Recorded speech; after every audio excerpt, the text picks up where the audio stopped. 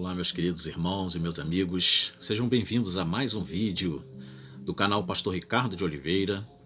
E desta feita eu gostaria de ler com vocês na epístola que o apóstolo Paulo escreveu à igreja de Colossos, a epístola dos Colossenses, no capítulo de número 2, versículo de número 14 e 15, que nos diz assim: havendo riscado a cédula que era contra nós nas suas ordenanças, a qual de alguma maneira nos era contrária, e atirou do meio de nós, cravando-a na cruz, e despojando os principados e potestades, os expôs publicamente, e deles triunfou em si mesmo. Somente esses dois significativos versículos escritos pelo nosso querido apóstolo Paulo, um homem de Deus, um homem cheio da inspiração do Espírito Santo do Senhor nosso Deus, né? Meus queridos, esses dois versículos aqui, eles vão nos dizer, a palavra riscou, né? Havendo riscado a cédula, como está escrito aí. Essa palavra ela vem do grego exaleifo, que é riscado, que vem de ek, né? Ek é uma preposição que é para fora, e aleifo quer dizer ungir, portanto, remover, afastar ou purificar. É usada metaforicamente essa palavra, que significa uma remoção ou uma eliminação, seja de pecados, seja de escrito, seja de um nome, ou seja de lágrimas, tá? Exaleifo, né? Ex vem de ek, né? Preposição ek, fora, e aleifo, ungir. Então vemos aí que essa palavra ela está dizendo que o Senhor Jesus, ele nos tirou para fora da condenação, porque o homem como pecador, ele infringe a lei de Deus. O homem como pecador, ele está literalmente infringindo a sagrada lei de Deus. Mas Cristo, pela sua morte, ele se fez maldito por nós, ele morreu a morte que nos era destinada, e ele então, com esta morte expiatória, ele fez com que nós tivéssemos a graça de Deus sobre nossa vida, a fim de que pudéssemos estar agora consagrados a Deus. E, obviamente, o apóstolo Paulo usa esse termo forte aqui, né? Exaleifo, para dizer que foi riscada a cédula que era contra nós nas suas ordenanças. Isso não quer dizer que o Senhor rasgou a lei, muito pelo contrário, ele tirou-nos da condenação que a lei exigia que fosse reparada, porque éramos pecadores. Mas agora, nós que temos Cristo, desde o momento que você recebe Cristo, você passa a não ser mais um pecador. Você passa a ser um remido do Senhor. Você passa a ser um salvo, um liberto, um remido, um lavado pelo sangue do Senhor Jesus Cristo. Bem, nós vemos depois também no versículo 15 que o Senhor Jesus despojou, ou seja, destronou as potestades e os principados e os expôs publicamente, e deles triunfou em si mesmo. Isso aqui é uma espécie de passeata que acontecia na antiguidade. Paulo aqui está usando um argumento, usando alguma coisa que era muito comum na época dele, e na antiguidade também acontecia isso, que era o chamado desfile da derrota dos inimigos. Como era esse desfile? Costumava-se, por exemplo, ir para a guerra, e o rei vencedor de uma guerra, ele geralmente não matava o outro rei inimigo. Ele pegava o rei inimigo, ele pegava também os seus assistentes, vamos dizer assim, né, no termo mais odierno. Ele pegava ali os seus assistentes, pegava os seus monarcas, que eram mais próximos a ele, manietava eles, ou seja, amarrava-os, e levava-os para a sua cidade, para o seu povo, ver que aqueles homens foram derrotados pela sua ação militar, foram derrotados pelo seu exército, foram derrotados pelas forças militares que aquele rei que investiu contra aquele outro rei, que está ali manietado junto com os seus monarcas, foram derrotados e, obviamente, a cidade se alegrava. A cidade se alegrava e aqueles homens eram expostos publicamente diante de toda a cidade. Todos viam a vitória daquele rei sobre aquele rei derrotado. Assim Cristo fez. Cristo, de um modo espiritual, é claro, porque ele não fez nenhuma passeata, né? Mas o apóstolo Paulo usa esse evento de ocasião, ele usa esse costume local, esse costume da época contemporânea dele, para mostrar para nós, de uma forma espiritual, que Cristo derrotou os poderosos inimigos do homem e os inimigos de Deus, e triunfou em si mesmo, mostrando que Cristo é suficiente, Cristo é todo-poderoso, Cristo tem poder para poder libertar e para poder derrotar todos os inimigos que se levantam contra nós, contra o povo de Deus, contra aqueles que creem no seu nome. Isso é maravilhoso, não é verdade? Agora, tem uma coisa muito interessante. Muitas pessoas, já ouvi muito isso, já ouvi muito esse tipo de frase, e já ouvi bastante esse tipo de colocação, né? Que houve quando Jesus morreu, uma festa no inferno, que o inferno virou um verdadeiro carnaval. Ora, já li a Bíblia algumas vezes, ok? Já li a Bíblia algumas vezes, e posso garantir a você uma coisa, meu querido, você que está vendo esse vídeo, ouvindo essas minhas palavras, nunca houve nenhum texto na Bíblia que eu pudesse dar base para tal assertativa. Nunca houve na Bíblia e não vai haver, porque o cano já está fechado. O que eu posso máximo chegar a dizer que Cristo, ele despojou os principados e potestades, os expôs publicamente, né? Mas isso não aconteceu literalmente falando. Isso daqui é uma linguagem espiritual, como é característico dos escritos de Paulo. Paulo ele usa muitas coisas terrenas para trazer a imagem das coisas espirituais. Então, nunca houve nenhuma festa no inferno. Alguém disse que quando Jesus morreu na cruz, o diabo foi para o inferno e faz-se aquela imagem de um diabo com um garfo na mão. É um diabo com chifres, um diabo com o pé fendido como que de bode, né, com cauda. E essa coisa toda, isso é tudo mitologia. A Bíblia não fala da aparência do diabo. A única vez que dá uma ideia da aparência do diabo é lá no livro de Apocalipse, chamando ele de dragão. Mas é claro que é uma linguagem simbólica que o Apocalipse está usando. Ali não está falando que é a imagem do diabo, que é por si a imagem que ele possui de dragão. Não. É porque fala da natureza feroz, da natureza destruidora que um dragão possui, que o diabo também possui. Então ele é retratado como um dragão vermelho, não é, que vem para tentar devorar as nações. E não há nenhum tipo de indício na Bíblia de que quando Cristo morre, o inferno entra em festa, que o diabo com seu garfo na mão, né, ele começa a bradar o seu garfo como se fosse o tridente do próprio Netuno, não é? Lá nos mares, nos 7 mares, né? O rei dos 7 mares. E não há nenhum tipo de coisa desse gênero. Mas, lamentavelmente, até um hino que é cantado aí, o nome do hino é Vitória de Cristo na Cruz, se não me falha a memória, Vitória da Cruz, é uma coisa assim.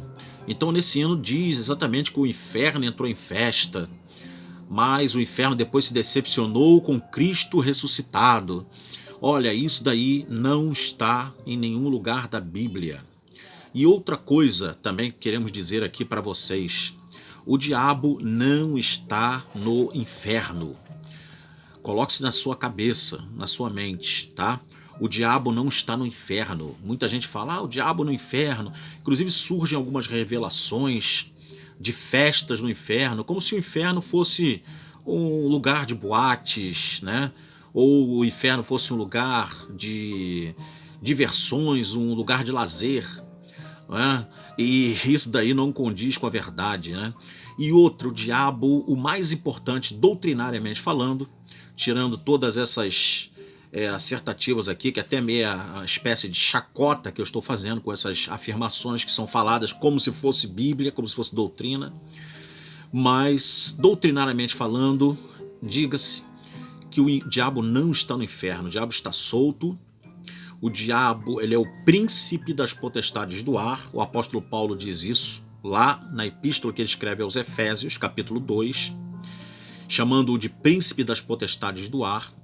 O inferno sequer ainda foi inaugurado. Existe o Hades e o Sheol.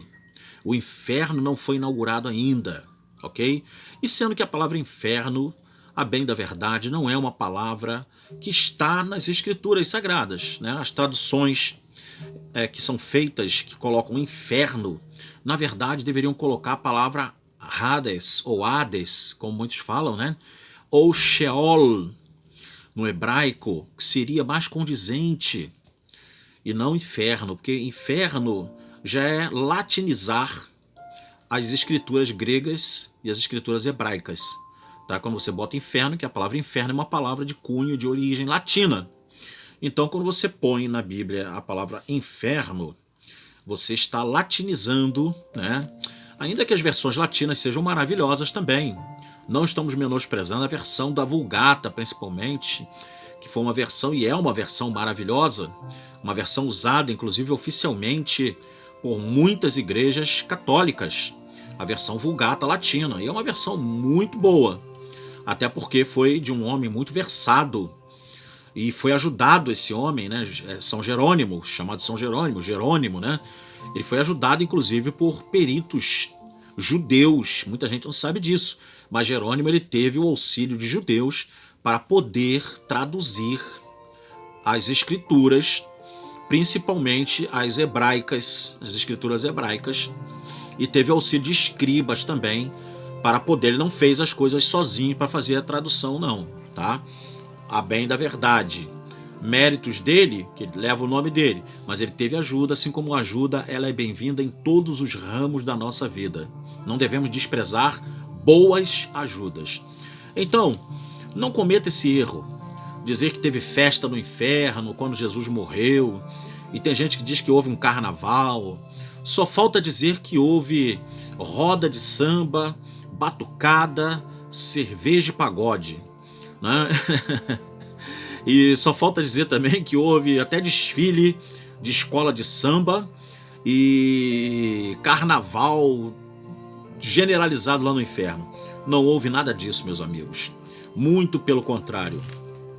O inimigo das nossas almas, Satanás, ou diabo, como você queira, né?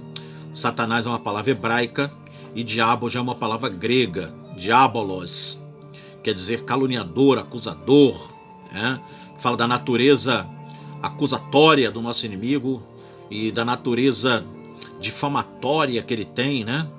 De caluniar, de difamar, né? De falsificar as palavras contra nós. Mas Deus é o Deus da verdade, conhece tudo. E Satanás é uma palavra hebraica. Hebraica quer dizer adversário, vem de Satã, que quer dizer adversário, adversário. Todos aqueles que se levantam contra nós, que se levantam contra você, não deixa, etimologicamente falando, é claro, de ser um Satã. Ainda que saibamos, à luz da palavra de Deus, que haja um Satã específico, um ser espiritual que luta para nos enredar, que nos tenta, que quer nos levar fora da presença de Deus e que quer a nossa condenação eterna. Existe esse ser, ok? Mas tira esse conceito. Se você já ouviu isso na igreja, ou tem hinos aí triunfalistas que você ouve, teve festa no inferno, o inferno entrou em festa, né? E houve lá muita festa, os demônios, tudo celebrando porque Jesus estava morto, e etc e tal. Nada disso. Ele tentou de todas as maneiras, até para que Cristo... Eu vejo, por exemplo, naquele ladrão que estava lá crucificado, um à direita, outro à esquerda, vejo num dos ladrões que disse para Jesus: olha, se você é o Cristo, desce dessa cruz e salva-te a ti mesmo e a nós, e nós queremos em ti. Eu vejo nesse pedido, eu vejo ali uma tentação da parte do diabo usando a boca daquele homem, de Satanás usando a boca daquele homem, né? Então, aqueles homens que ficaram ali ao pé da cruz e disseram: salvou a tantos e não pode salvar a si próprio. Ali eram palavras injuriosas para mexer com o ego de Jesus, a fim de que Jesus ali naquele momento tivesse uma atitude contrária à atitude certa que ele teve de permanecer na cruz. Porque se ele não permanecesse na cruz, se ele saísse da cruz, nós estaríamos irremediavelmente perdidos. E graças a Deus, ainda que cruenta morte o nosso Salvador teve, mas por meio dessa morte nós temos garantida a nossa redenção, a nossa salvação por meio da morte expiatória de Jesus Cristo de Nazaré. Então não houve festa nenhuma no inferno, tá ok? Isso daí é uma balela, isso daí é um mito, isso daí é um folclore evangélico, né? É um folclore de igrejas que não se aprofundam na palavra, de pastores sensacionalistas e de animadores de auditório, porque é o que mais tem hoje em dia isso. Animadores de auditório, homens sem profundidade, sem conhecimento, mas que animam o auditório como um verdadeiro apresentador de programa dos mais animados. E o povo gosta dessas coisas, infelizmente, e é engodado, enganado por esse tipo de invenção folclórica de que festa aconteceu no inferno, etc e tal. Muito pelo contrário, o diabo que não está no inferno, coisíssima nenhuma, ele ainda vai ser lançado lá. A Bíblia diz que vai chegar a hora dele, ele tem pouco tempo. É por isso que nós temos que vigiar. Paulo diz, inclusive, na sua carta aos Gálatas, que nós não devemos desconhecer os ardis do diabo. Ele também diz aos Gálatas que ele tentou estar com eles antes, mas Satanás o impediu. Então Satanás está agindo na terra, está agindo, alguns acreditam, isso é uma ideia até verossímil, alguns acreditam que ele tenha um reino altamente organizado, já que a Bíblia fala em Efésios capítulo 6, a partir do verso 10, da armadura de Deus, que a nossa luta não é contra a carne nem o sangue, mas contra os principados, potestades e dominadores desse mundo tenebroso nas regiões celestiais. Então alguns grandes comentadores, como Adam Clarke, por exemplo, eles dizem que essas regiões celestiais, aonde estão esses principados, potestades e dominadores deste mundo tenebroso, é algum lugar no céu atmosférico.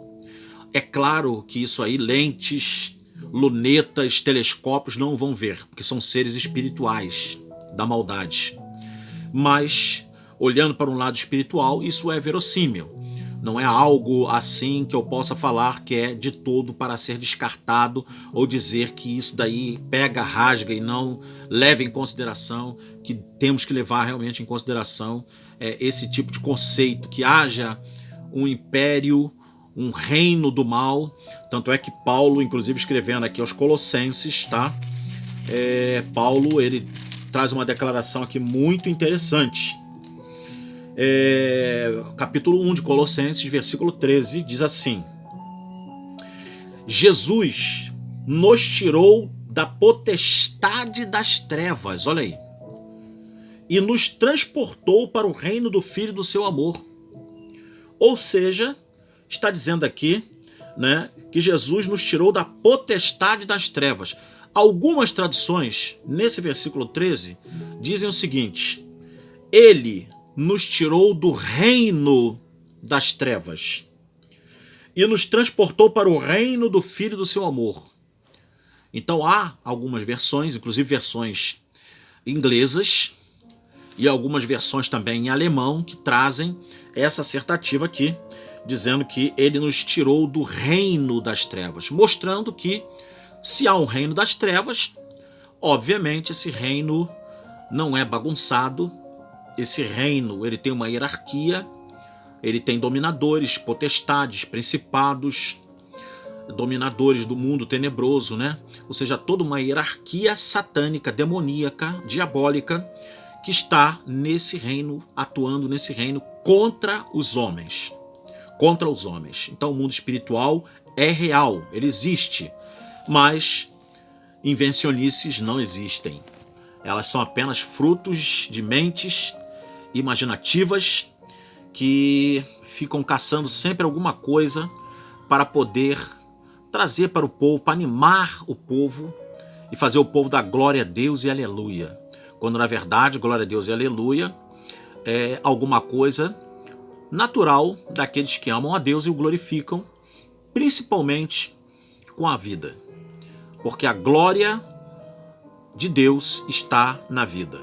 O aleluia, que significa louvai ao Senhor, está na nossa vida, nos nossos atos, nos nossos pensamentos, nas nossas atitudes, diante de Deus e diante do próximo, porque os dois maiores mandamentos é amar a Deus sobre todas as coisas, que é a adoração vertical, e ao próximo como a si mesmo, que é a adoração horizontal. Então passa pela cruz, né? Amar a Deus sobre todas as coisas e ao próximo como a si mesmo. Então temos aí uma adoração vertical e horizontal. Ok?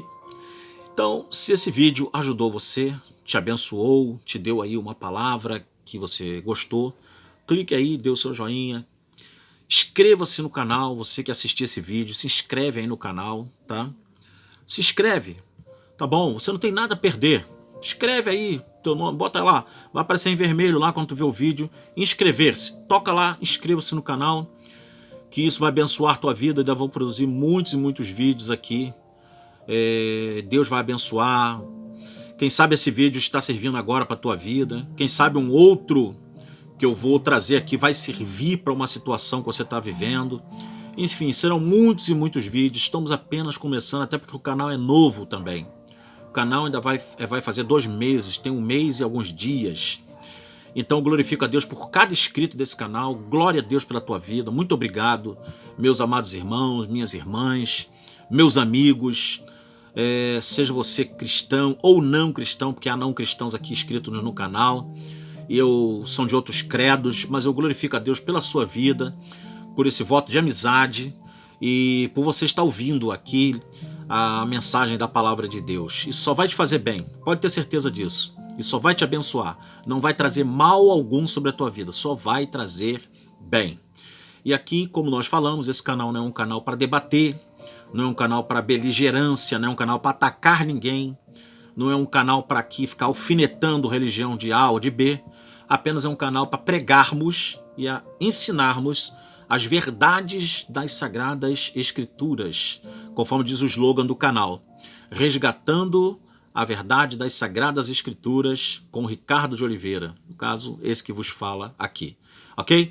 Não deixe de deixar lá o joinha, toque em cima, não deixe de deixar lá o seu comentário, não deixe de dizer alguma coisa lá, olha, Deus te abençoe, Deus seja contigo, continua nessa tua força, poxa, gostei, tudo isso aí é válido. Então comenta, compartilha os vídeos, ok? Aqui do canal, usa e abusa dos vídeos. Se quiser compartilhar todos os vídeos que eu já gravei até o momento, pode compartilhar com as pessoas que você sentir no coração, com as pessoas que você sabe que estão carecendo. Hoje um irmão, um pastor Walter, pastor Walter, que Deus te abençoe, hein? Pastor Walter Frederico. Pastor Walter falou para mim que ele está compartilhando os vídeos.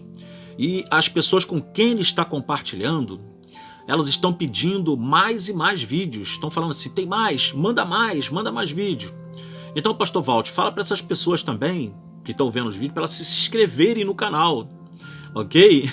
Que fazendo assim elas vão ser mais abençoadas, elas vão receber de primeira mão. Pede para elas tocar lá no sininho, para ativar as notificações do canal, que aí elas, além de estarem inscritas, elas têm a notificação do sininho. Quando eu lançar um novo vídeo, elas vão tomar ciência, vão saber que um novo vídeo foi gravado e está no ar para ser assistido, ok? Então é isso, meus irmãos e amigos. Que Deus abençoe a vida de vocês. Um grande, forte abraço. Fiquem na paz. Até o próximo vídeo, querendo Deus. Shalom.